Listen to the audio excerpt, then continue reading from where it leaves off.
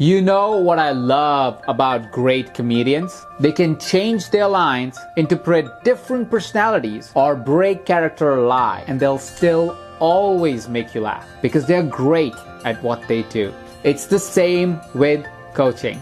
You can have different clients, niches, methodologies, and packages, but as long as you're great at what you do, you'll always create results. Hi, this is Ajit Nawalkar, and today we are diving deep into how to deliver transformational coaching sessions for your clients.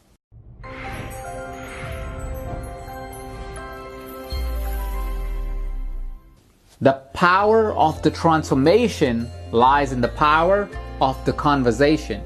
Let me repeat that so it sinks in. The power of the transformation lies in the power of the conversation.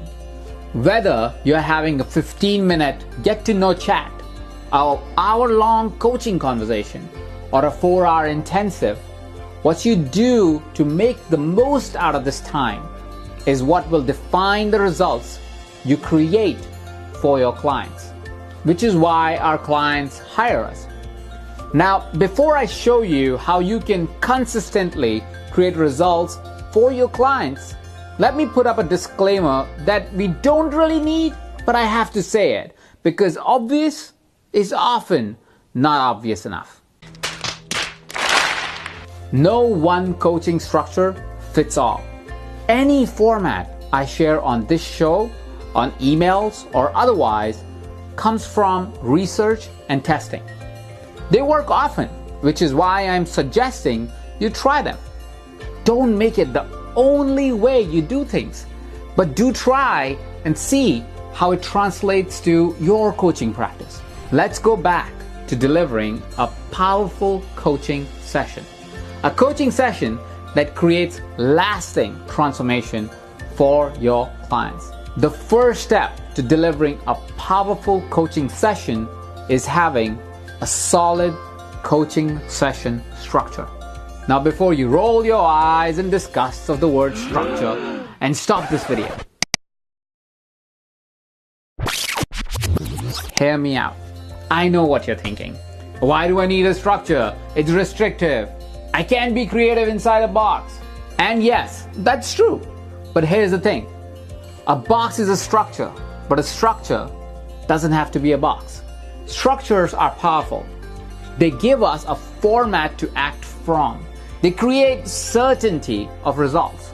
It also saves us from frantically looking through our past notes to see what to do with our clients.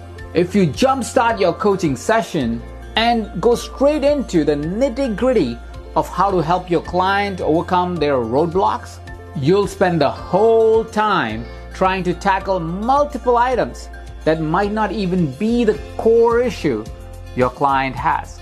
Or you might finish your session without setting any action steps for your clients to work on before your next session, which means progress will take much longer and their results with you even more. Maybe they'll even lose their initial drive in the process. And this is definitely something we want to avoid at all costs. A weak introduction loses the opportunity of deep discussion. If we don't go deep with our clients, we won't be able to create the results we wanted with that session.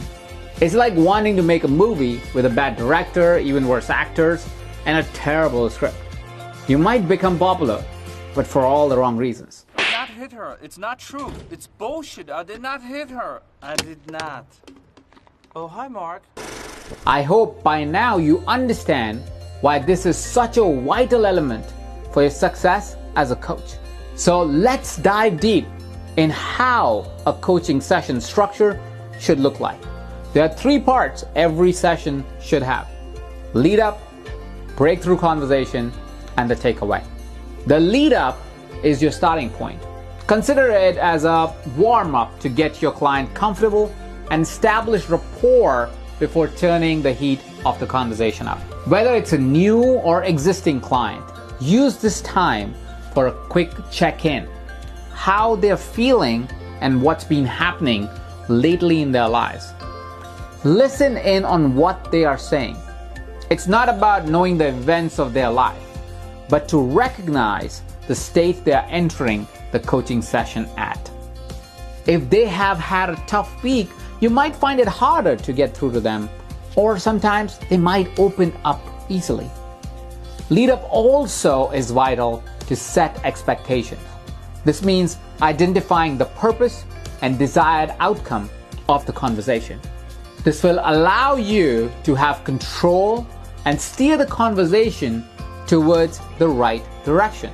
Some of my go-to questions to get started are: what would you like to discuss today? How would you like to end this session? What would make this a great conversation? Once you've agreed on the topics you want to tackle, you'll have more clarity on where to start diving deep into the conversation. Which brings us to part 2, breakthrough conversation. This is where the magic happens. And the best magic is performed by the best magicians. You can be the David Blaine or David Copperfield of coaching, or Dumbledore. We all know we want to be Dumbledore. This is where all your coaching skills and methodology come out to play. Your starting point is the desired outcome which you've identified in part 1. You have 2 choices here. Option A, you can ask your client what would be the best way to start and take it from there. Or option B, based on your experience and judgment, you can suggest a topic and start with a powerful question that could unravel the conversation. I tend to go for option A first, as it's more empowering for your client and gives them more ownership of the conversation. But option B comes in very handy whenever you find your client uncertain, confused, or in need of guidance. This is where you invite your client to explore different opportunities, perspectives, or ideas to achieve their goals. Your most impressive magic trick in this part, the ace up your sleeve, will be mastering the art of powerful questions.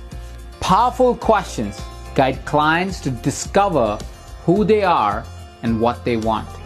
Questions that challenge, bring clarity, and invite your clients to dig deeper in introspection and create shifts and transformations. These are my 2 favorite questions to ask.